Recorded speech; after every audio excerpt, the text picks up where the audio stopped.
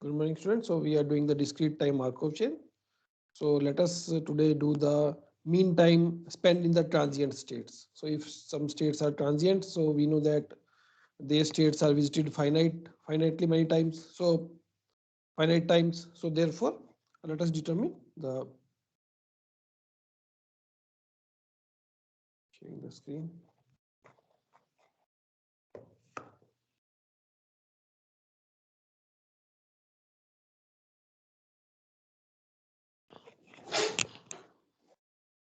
Okay, so let us determine the mean time and in transient state.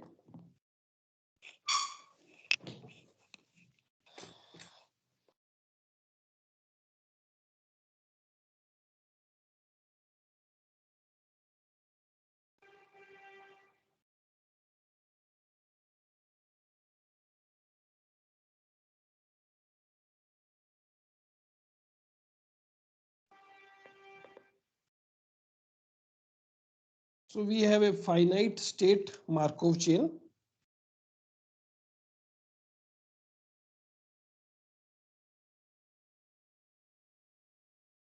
So let us say some states are there. So because if a finite state, so therefore some states will be recurrent, at least one state will be recurrent. So some states are maybe transient also. So let us say that we denote the set of transient state by 1 to so on to t, capital T. So this is the set of transient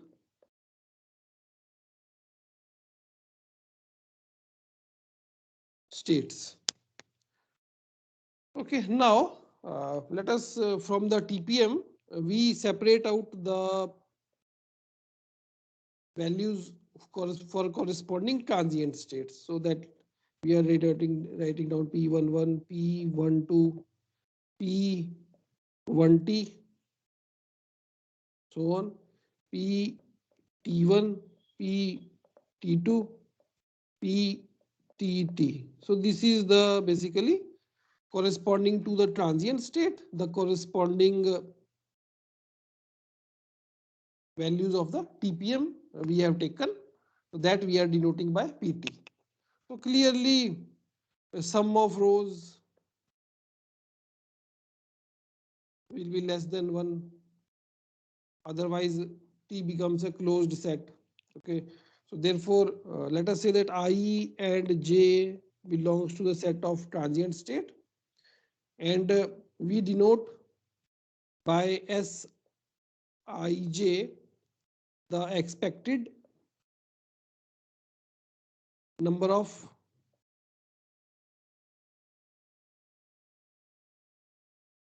time periods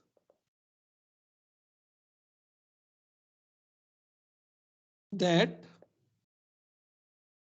the Markov chain is in state J,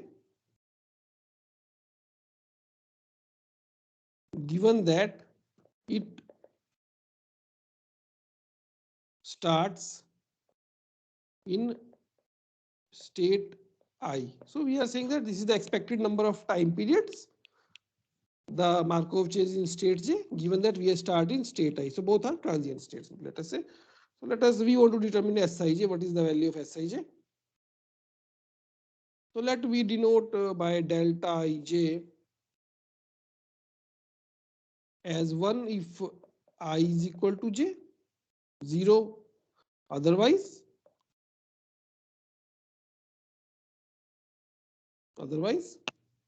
And let us denote I n comma j as 1 if the process is in state J in nth step, 0 otherwise. Now Sij is the expected number of time periods the Markov chain in state J, given that we start in state I. So this will be at 1, it will be 1 if I is equal to j, and 0 if I is not equal to j, plus expected number of time periods plus basically how many times we are in state j, n is 1 to infinity, given that we start in state I. So this will be at least 1 if if delta I is equal to j, because we are starting there itself, plus this value. Now this will be delta ij plus summation n is from 1 to infinity, expected value of I and j, given x naught is equal to I, because we can take the expectation inside here, plus is equal to delta ij plus summation n is from 1 to infinity, but I and j is 1 if xn is equal to j, 0 otherwise. So therefore this will be probability 1 into probability xn is equal to j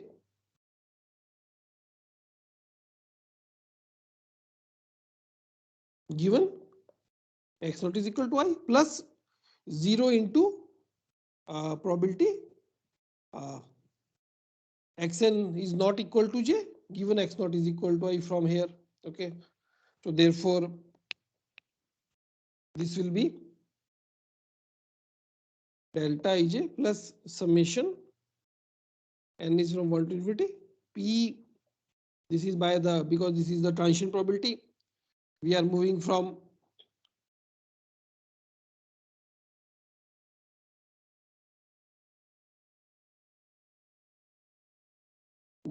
from state I to j.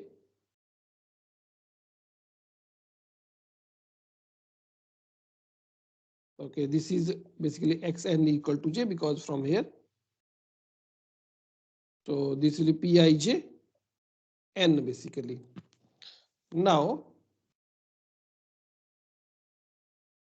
we know that pijn by the Chapman CK equations, this can be written as summation k pik pkj n minus 1 using Chapman-Kolmogorov equations. This is this value. Now, therefore, this value is delta ij plus summation over k pik summation over n is from 1 to infinity pkj n minus 1. Now, this will be delta ij plus summation k pik. Now, when n is equal to 1, then this becomes pkj 0. And pkj 0 means we are in starting from basically probability that xn x 0 is equal to k given x 0 is equal to j. So this will be 1 if k is equal to j, 0 otherwise, for n is equal to 1, and this is summation n is from 2 to infinity p kj n minus 1. Okay, when n is equal to 0, n is equal to 1, this value is pkj 0. That means probability that x0 is equal to j given x0 is equal to k. So that will be 1 if k is equal to j, 0 otherwise. Therefore, this will be delta ij plus summation k pik delta kj plus summation n is from 1 to infinity, p kj, and take n minus 1 is equal to m, then replace m by n. So this is the value we are getting. So this value is nothing but from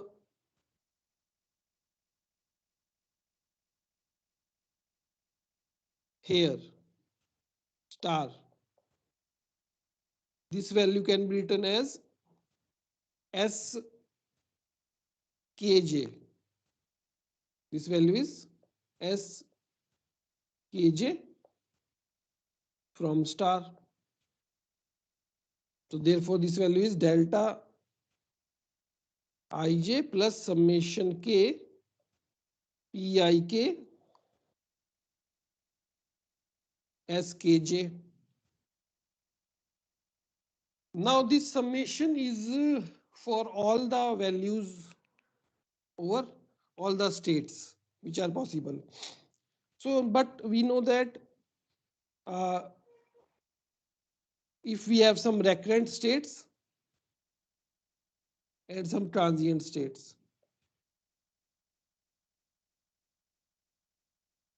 let us say something like this. Okay, so these are recurrent. This is transient.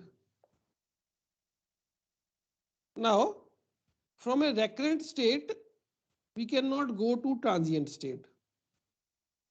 If we allow that thing to happen, then transient state also become recurrent. So therefore, it is impossible from going from recurrent state to transient state. So therefore,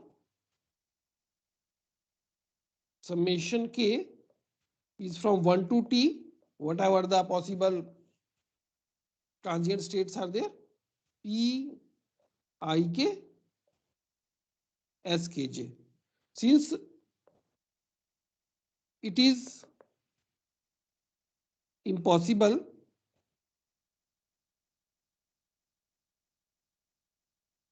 to go from a recurrent to a transient state,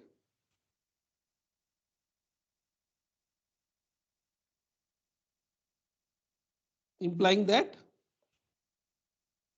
as kg is equal to 0 expected number of time periods, we go to Markov chain in state j starting from state k, where k is a recurrent state, that is 0, where k is a recurrent state. So that is the relationship we get, that therefore S ij is equal to delta ij plus summation k is from 1 to t p ik skj, where I and j belongs to the set of transient states. So any question till now?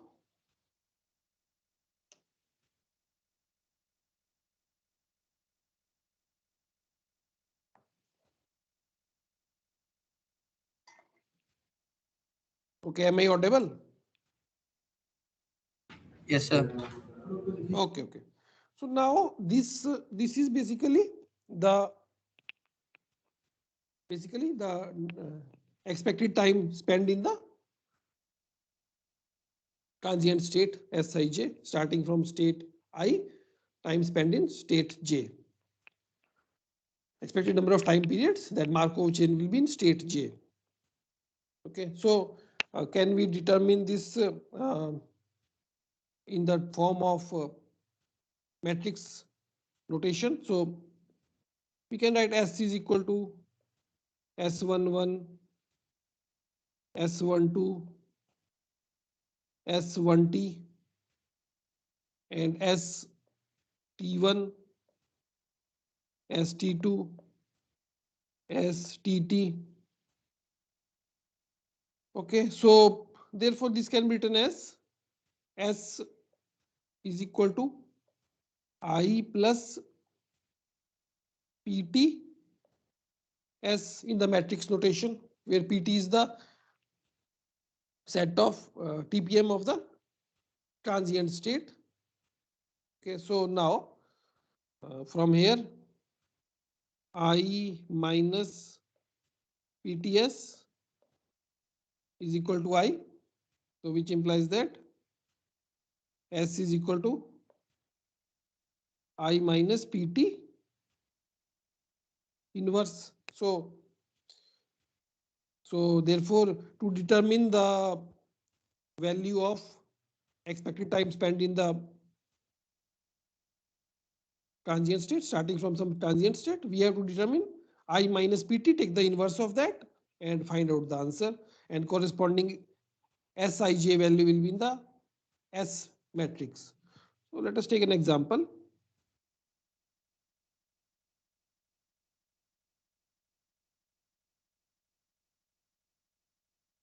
Consider the gambler's ruin problem with P is equal to 0.4 and N is equal to 4, starting with 2 units. Determine the expected amount of time the gambler has 3 units.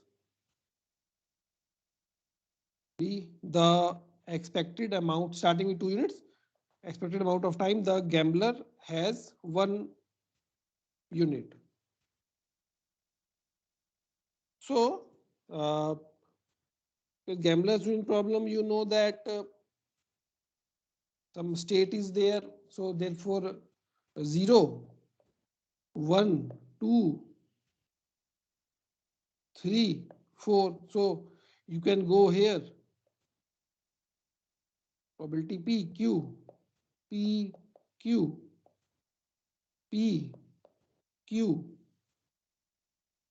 Okay, and also one here. So this is the basically gambler's ruin problem here with P is equal to 0.4, N is equal to 4. So now that means starting with the in each step gambler is basically betting 1 rupee with probability P and losing 1 rupee with betting 1 rupee. He's gaining 1 rupee with probability P, losing 1 rupee with probability Q. And when he is in state 0 and 4, he will stuck there because his aim is to achieve 4 rupees in this case because N is 4 here. So corresponding value of this is the TPM. So which are, first of all, can anyone tell which are the transient states here, which are the recurrent states here, and recurrent or absorbing?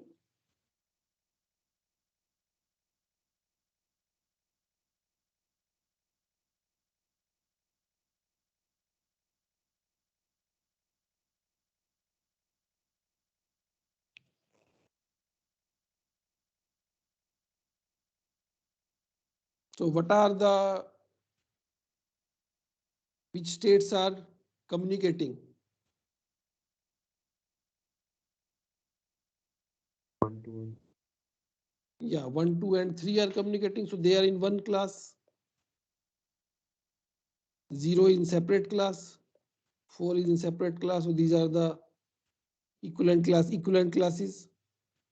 Now 1, 2, and 3 basically, because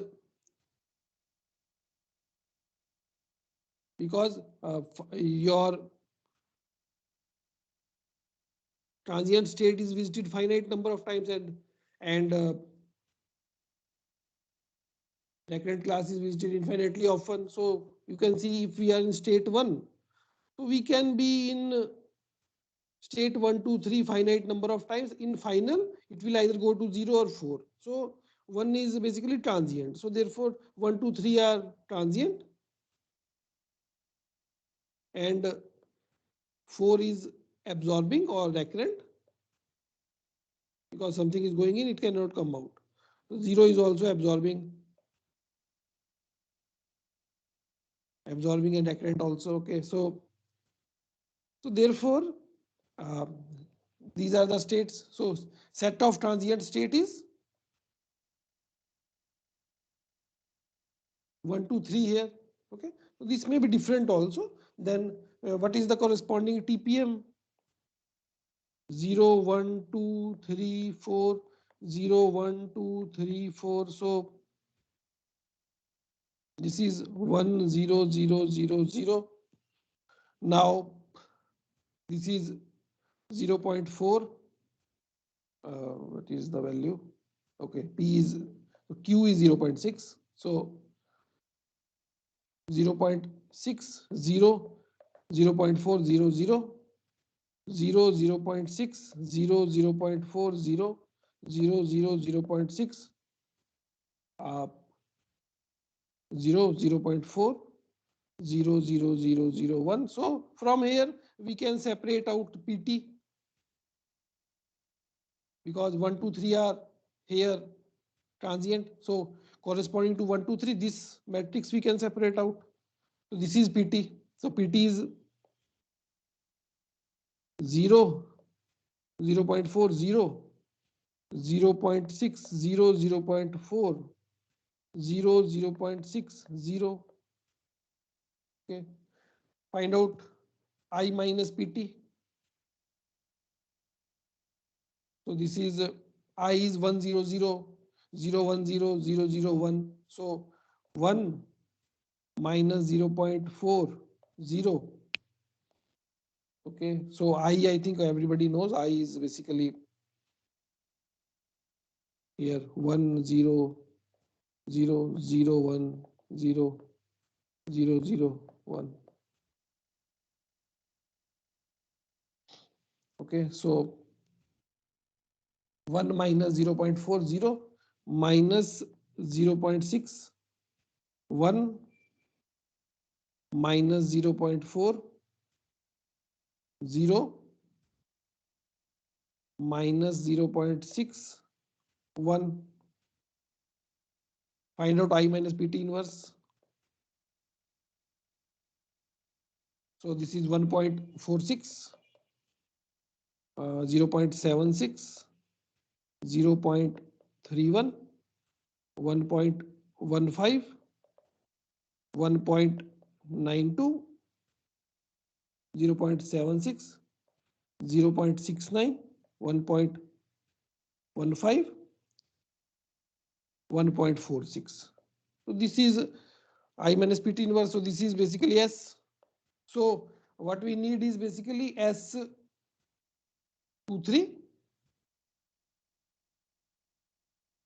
This is 1, 2, 3, 1, 2, 3. So S23 is 0.76 and S21 is 1.15. So we have got the answer that X starting with state 2, the expected amount of time gamblers spend in state 3 is 0.76. Starting with state 2, expected time the gamblers spend in state 1 is 1.15.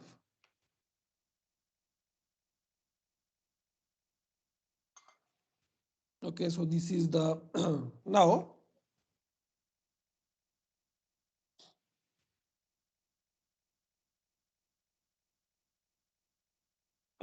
So let us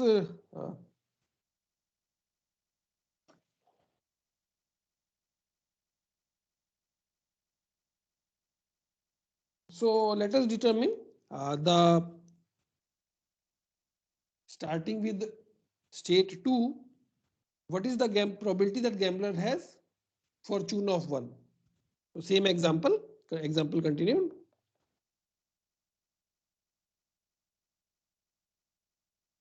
So now in the gambler's rule problem, starting with state 2,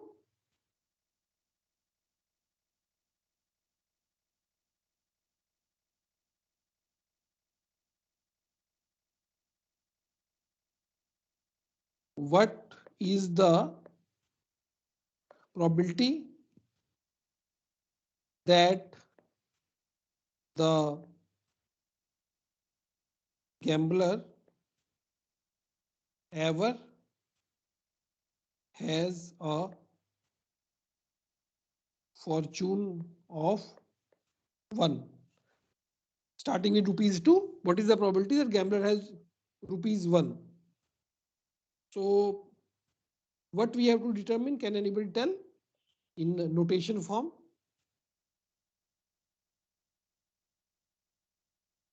This is F21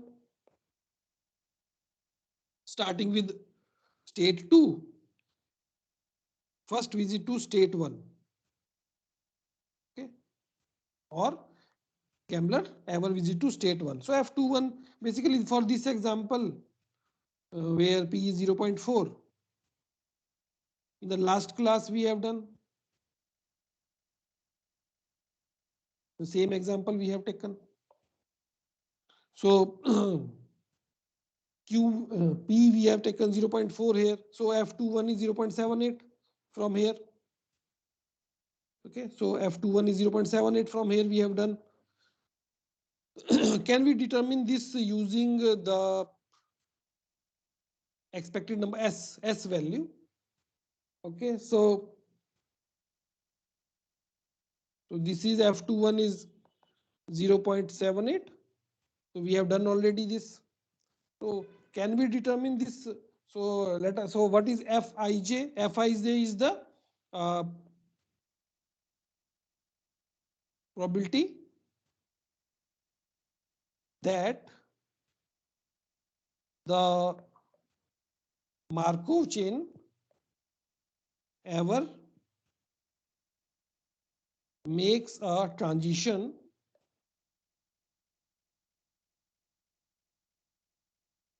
into state J given that it starts in state I. So Sij is the expected time in J given that we start in I. So using law of total probability, this is expected time in J given we start in I ever transit to J into probability Fij plus expected time in J given we start in I never transit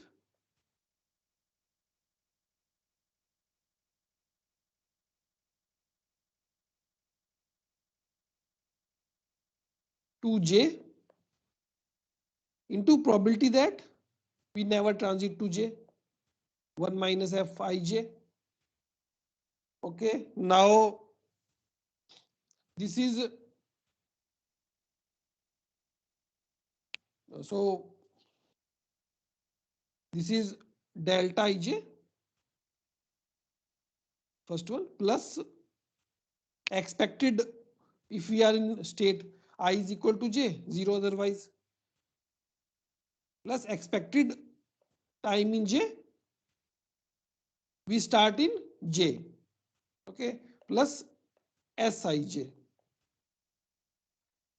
sjj, because we basically delta ij is basically that I is equal to j, 1 0 otherwise.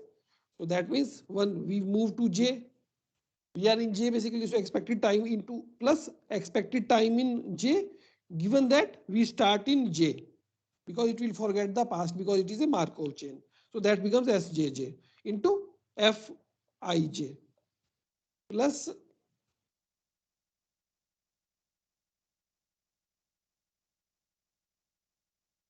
expected time in j, given we start in I, never transit to j. If I is equal to j, then this is 1, otherwise this is 0 into 1 minus fij. So therefore delta ijf, so therefore this value will cancel with this value. Okay, so we are left with delta ij plus fij sjj. So this is the value we are getting. So therefore this implies that fij is sij minus delta ij upon sjj. So example,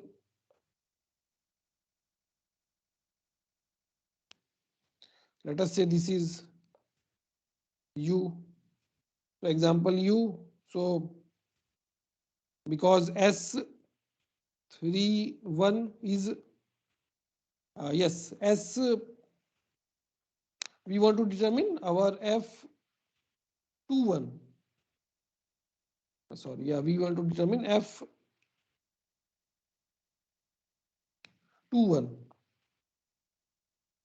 So this will be S21 minus delta 21 upon S11. So S21 we have already determined 1.15. Delta ij is, because 2 is different, 2 is not equal to 1, so therefore this will be 0 upon what will be S11. S11 is 0, S11, 1.46, 1.46. So how much is the answer? 0.78. So we have determined this basically by 3 methods. One is this. Another one was by direct method we have determined this example. Another is we have determined using Gamble-Swin problem. Okay, so this was the, so any question till now?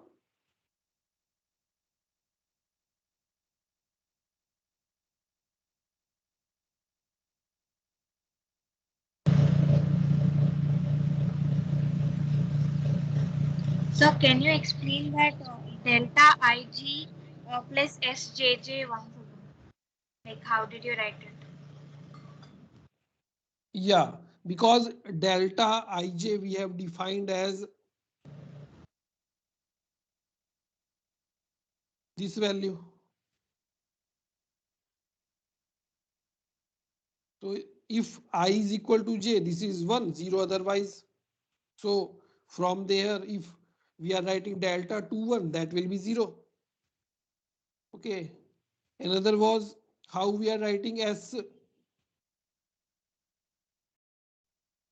and S11. So S21 and S11 are values of this. S is equal to I minus PT inverse, values of this. This is nothing but all the values of Sij. Is it your question? Is there? No, so like in the proof, like time in J, start in I ever transient to J, how you're writing in delta Ij plus Sjj. That is. Okay, okay, okay, okay, okay, okay, okay. So this basically your question. Okay. Yeah, yes. So because first of all you note down that we are doing the discrete time Markov chain. So therefore the process will forget its past basically. Okay. Given future, given the present and past, the process will forget its past value. The future will given the present depend on only present only. Okay. So therefore this this value is this will be basically 1 if I is equal to j, 0 otherwise. At least one time with this will be this. If I is equal to j, this will be 1. If I is not equal to j, this will be 0. Plus expected time in j, given that we are starting with state I and at n dash step we are in state j, but it is a Markov chain, it will forget this thing. So therefore this is given that time in j, given that we start in state j.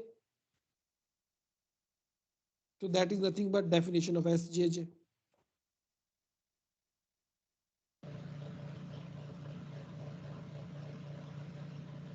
Yes, Is sir. it okay? Yes, sir. Thanks.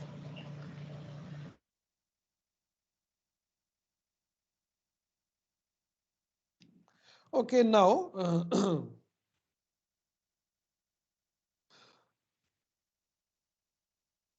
this method can also be determined to use if some statements are there, they take some time to execute, okay, in a computer program. So we can determine the probability that group of statement is basically taking some time to execute. So some probabilities will be there. Okay, so based on that, we can determine when the what is the average execution of the program also. So in computer science also we can use this type of concept where we can find out the average execution time of the some program also. Okay, so now let us now start with the branching process.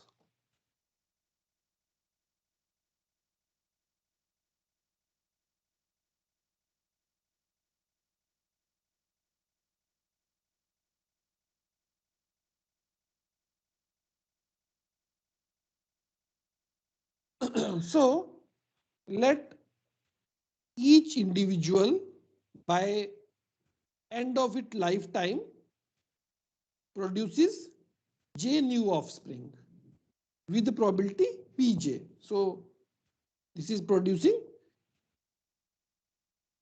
j new offspring. Okay, so each individual by the end of its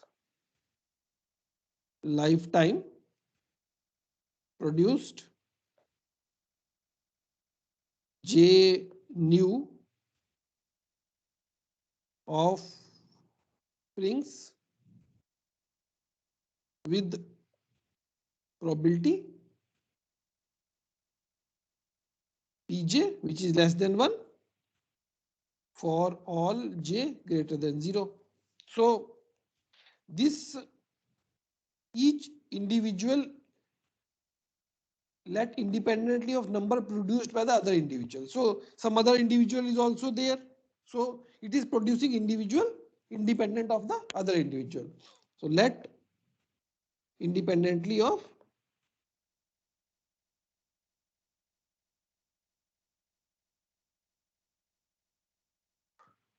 number produced by other individual. So let us say x naught is the size of zeroth generation.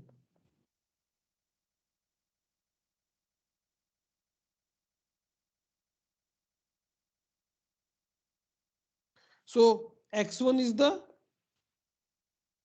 all size, basically size of the offspring of zeroth generation. All offspring of zeroth generation, or basically this is the first generation.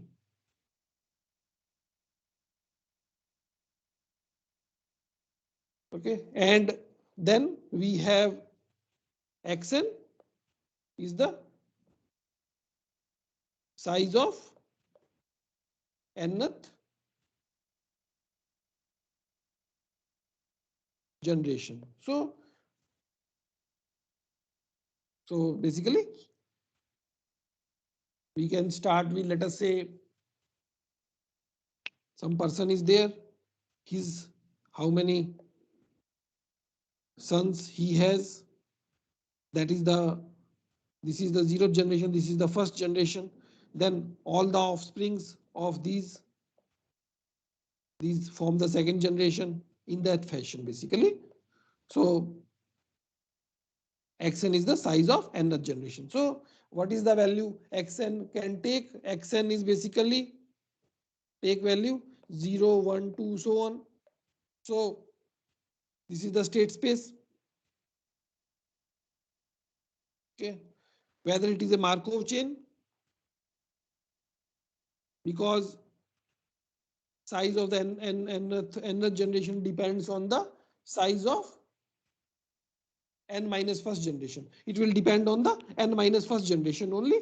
How uh, n minus first generation has reached, that doesn't matter here, because xn depends on the x n minus 1, not how that n minus 1 has reached. So therefore clearly this is a xn is a discrete time Markov chain. Okay, now which states are recurrent, which states are transient? So you can easily see that uh, state 0 is recurrent, since zero member cannot produce offspring. If zero members are there in the uh, some generation, so it cannot produce offspring. So clearly F00 will be 1. That means starting with state 0, we are in state 0 for the first time. That will be 1. So therefore 0 is recurrent. Also you can easily see that if we are in first, if we have first one member, so next, in the next generation it may have either 0 or 1 or 2 or 3 and so on, because xn plus 1, what value it can take, that will depend on the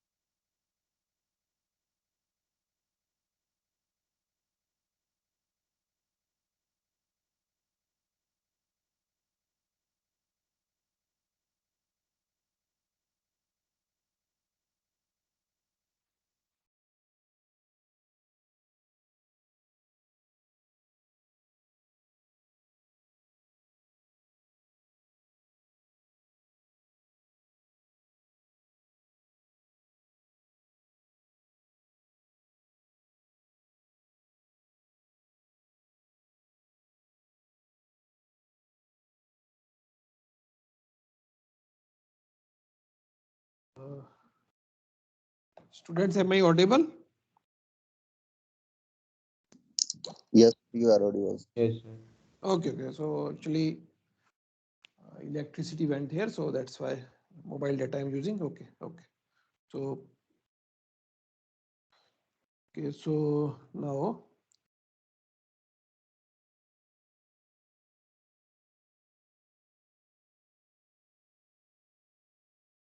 okay, I think my screen is now visible. Yes, sir. Okay, okay, okay. So now F00 is one here. So 0 is recurrent state. So other state, let us say we are in state 1. So xn plus 1, because Pij we have to determine. Pij basically xn plus 1 is equal to j, given x naught, xn is equal to I. So therefore, that value basically, if we take set of transient state, if we take finite set, 1, 2, 3 up to so on, so that state basically becomes transient. So we have seen an important conclusion here that the population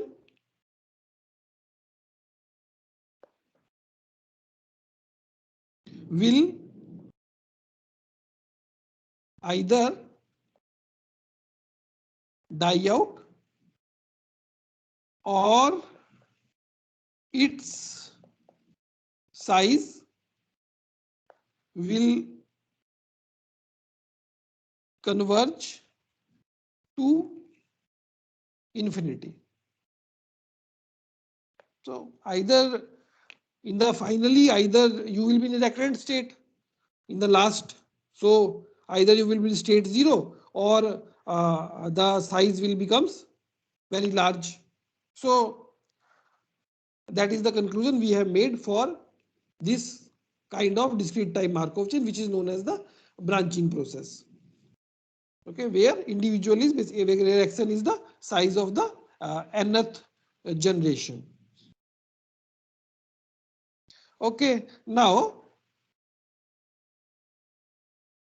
mean number of, let us say we denote mean number of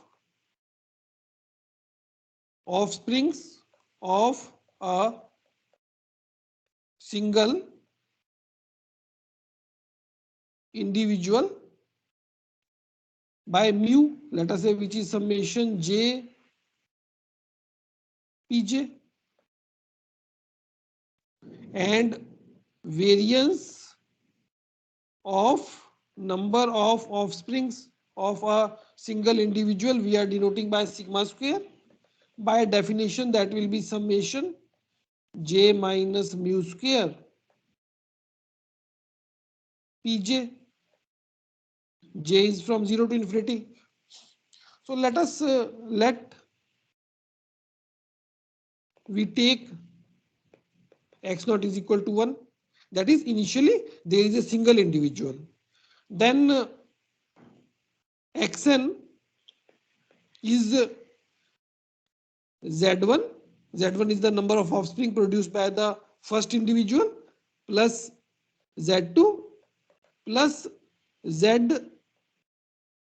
xn minus 1. Why? Because xn minus 1 individuals are there in the n minus first generation. So where zi are the number of offsprings of ith individual of the n minus first generation. Okay, so therefore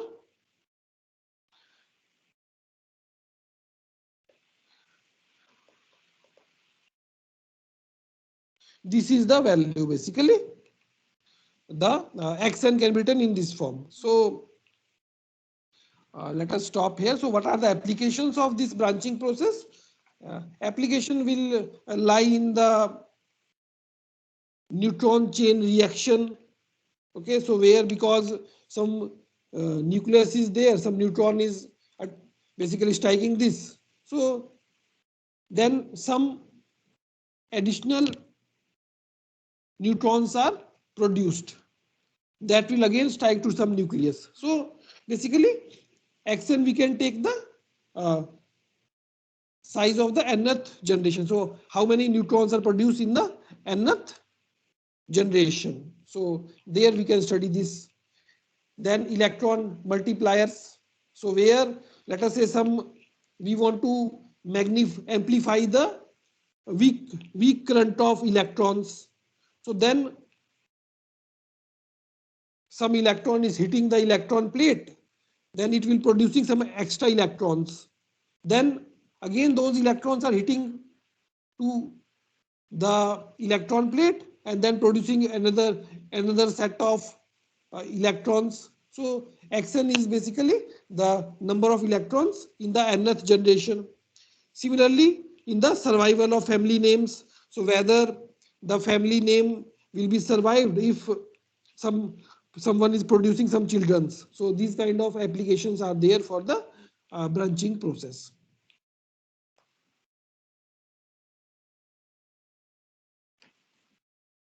Okay, so any question is there?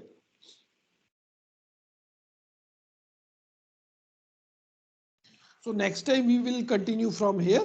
So we will find out what is the expected value of Xn, variance of Xn, all these kind of values.